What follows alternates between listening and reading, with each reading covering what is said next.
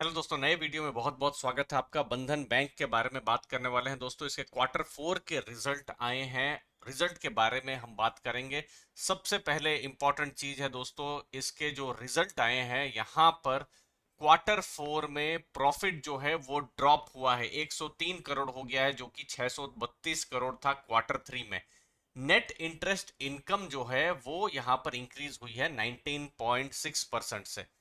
उसके बाद आप देखेंगे ऑपरेटिंग प्रॉफिट जो है वो लगभग 26% के हिसाब से इंक्रीज हुआ है। क्या हिट्स है, क्या मिसेस है, सब कुछ हम बताएंगे दोस्तों। नेट इंटरेस्ट मार्जिन दोस्तों यहाँ 7.8% है, जो कि 8.1% था। जो जनरली इनका माइक्रो फाइनेंस का बिजनेस है, तो यहाँ पर मार्जिन बहुत ज्यादा होते हैं क्योंकि यहाँ कॉस्ट भी बहुत ज्यादा होता है। तो जनरली आपको एचडीएफसी बैंक, कोटक बैंक या स्टेट बैंक ऑफ इंडिया, दूसरी सब बैंक में 3.5-4% के आसपास मार्जिन दिखेंगे। लेकिन यहाँ रिस्क ज्यादा है, तो यहाँ पर मार्जिन भी ज्यादा है 7.8% दोस्तों। अब एडवांसेस मतलब जो लोन जो है 21% से ग्रो हुई है। अब टोटल लोन जो है 87,042 करोड़ है। अब एडवांसेस की बात कर रहे हैं तो डिपॉजिट के बारे में भी बात कर देते हैं।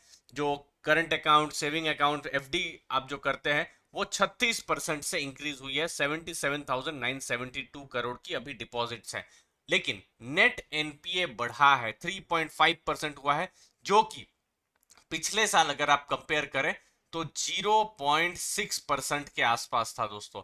अब पूरे साल का प्रॉफिट जब हम देख रहे हैं तो ये घटा है दोस्तों। पिछले साल 3,000 करोड़ से ऊपर का प्रॉफिट था, जो इस बार पूरे साल में जो प्रॉफिट है 2,205 करोड़, मतलब 27% का डी ग्रोथ हुआ है। तो प्रॉफिट यहां पर क्वार्टरली भी घटा है, एनुअली भी घटा है। और इसका बहुत बड़ा रीजन है प्रोविजनिंग। ये जो कोविड रिलेटेड जो प्रोविजनिंग है, स्ट्रेस है। फिर कुछ स्टेट में इलेक्शंस थे, तो उसके लिए कलेक्शन एफिशिएंसी कम हुई है। माइक्रो फाइनेंस का असम में हमने देखा कि नया एक तरीके से बिल आ गया इलेक्शन से पहले। इन सब चीजों का असर पड़ा है दोस्तों बंधन के रिजल्ट में। आप देखिए 180% प्रोविजन है, मतलब प्रोविजनिंग बहुत ज्यादा इंक्रीज हुई है, जिसकी वजह से जो पैट है या प्रॉफिट आफ्टर टैक्स है उस पर असर पड़ा है। अब इंपॉर्टेंट है समझना कासा। कासा बैंक के लिए बहुत ही इंपॉर्टेंट है। 36.8 था पिछले साल, जो कि अब इस साल बढ़कर हो गया है 43.4%। तो ये एक पॉजिटिव चीज है, कासा जितना हो, क्योंकि कासा बिल्कुल सस्ता पैसा है बैंक के लिए। करंट अकाउंट में कुछ लगभग देना नहीं पड़ता है, सेविंग अकाउंट में 3% 4% ही देते हैं। तो इस चीज को आपको समझना है। एनपीए बढ़े हैं। अभी हमने देखा 3.5% तक नेट एनपीए बढ़ा है।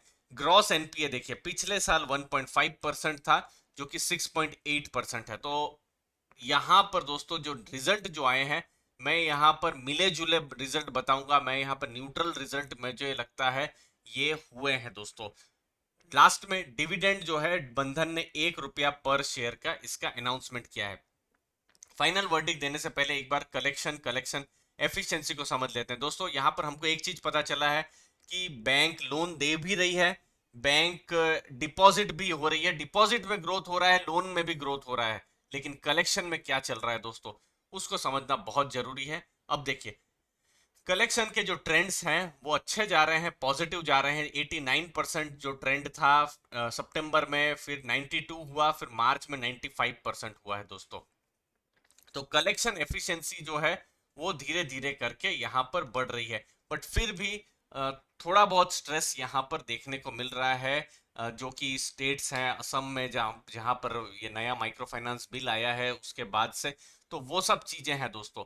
अब दूसरी चीज यहाँ पर देखने वाली ये है कि क्वार्टर 4 के रिजल्ट तो आ गए, लेकिन क्वार्टर 1 अभी जो चल रहा है, मतलब अप्रैल मई जून, आप यहां पर रिकवरी की उम्मीद बहुत ज्यादा नहीं लगा सकते हैं। क्योंकि देखिए फिर से कोविड आया है इस बार। तो लगभग बहुत हद तक इस बार केसेस आ रहे हैं, 4 लाख तक केसेस आ रहे हैं। बहुत लोग यहाँ पर इफेक्ट हुए हैं, तो गांवों में भी ये कोविड गया हुआ है दोस्तों। और जनरली जो कलेक्शंस होते हैं, तो जो कलेक्शन ऑफिसर्स होते हैं उनको भी अपना रूरल एरिया में जाना पड़ता है, या फिर जब भी जो भी बोरोवर्स उनके घर में जाना पड़ता है, ग्रुप के में मीटिंग करनी पड़ती है। जो झीएलजी होते हैं, 8-10 महिलाओं का ग्रुप होता है, वहां पर मीटिंग होती है।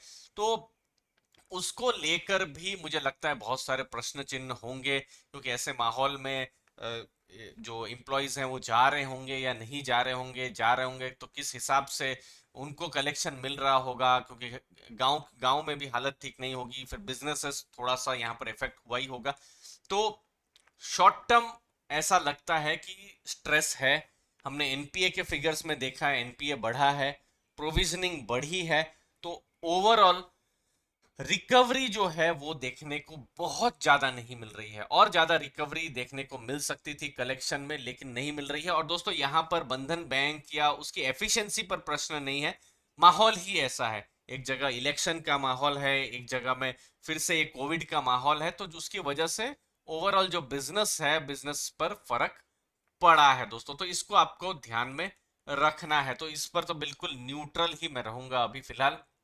बंधन बैंक की अगर बात करें, 34 स्टेट्स में है, यूनियन टेरिटरीज में 548 सिटीज, 1147 ब्रांचेस हैं, 487 इनके एटीएम्स है, 4000 से ज़्यादा बैंकिंग यूनिट्स हैं, लगभग 50,000 के आसपास एम्प्लॉयज हैं, 2.3 करोड़ कस्टमर है। कस्टमर में हमने देखा कि ऐड भी हो रहे हैं दोस्तों। फिर ये है इंडिविजुअल जो एंटरप्रेन्योर्स होते हैं, वहां पर 59% से ज़्यादा की ये लोन्स हैं। ये बेसिक हाईलाइट बैंक के बारे में दोस्तों। तो रिजल्ट मिले जुले रहे हैं। पॉजिटिव में डिपॉजिट में अच्छा ग्रोथ हुआ है, लोन में अच्छा ग्रोथ हुआ है ऐसे टाइम में भी। नेगेटिव में दोस्तों एनपीए बढ़े हैं, प्रॉफिट यहाँ पर कम हुआ है, और अभी भी अनसर्टेनिटी है, क्लैरिटी बहुत नहीं है। और यहाँ पर बैंक को दोष नहीं दे सकते हैं, माहौल ही ऐसा है जिसकी वजह से ऐसे रिजल्ट हमको देखने को मिले हैं दोस्तों, जो एक्सटर्नल माहौल जो शायद किसी के भी हाथ में नहीं है। अपना आपने टाइम दिया उसके लिए बहुत बहुत धन्यवाद। वीडियो अच्छा लगा तो जरूर लाइक शेयर सब्सक्राइब कीजिएगा। थैंक यू वेरी मच दोस्तों।